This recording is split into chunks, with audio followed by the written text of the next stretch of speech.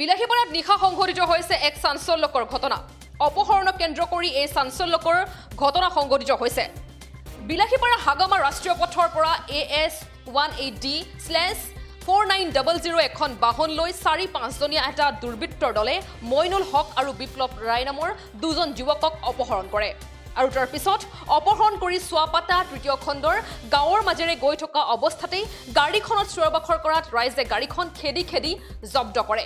আৰু পিছত এজন দুৰ্বৃত্তক আটক কৰে স্থানীয় ৰাইজে, যদিও বাকী দুৰ্বৃত্তকেইজন পলায়ন কৰে। আৰু গাড়ীখন আটক কৰাৰ সময়ত স্থানীয় ৰাইজক দুৰ্বৃত্তৰ দলটোৱে আক্ৰমণ কৰাৰ ফলত এজন লোক গুৰুতৰভাৱে আহত হয়।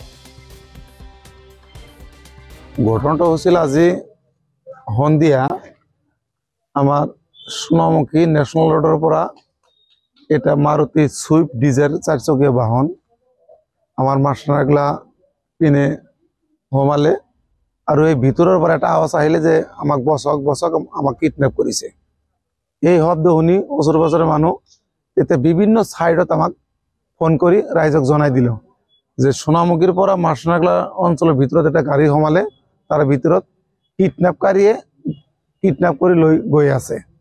এই খবৰ পাই আমি চাইৰো সাইডেৰ পৰা মানুহ আমি রাস্তাত থিয় হয়ে থাকিলো। আর থাকাতো সময়তে এটা গাড়ি দিয়ে যে সোমালে, গাড়িটোক আমি সিগনেল দিলো, গাড়িটো রখা নাই।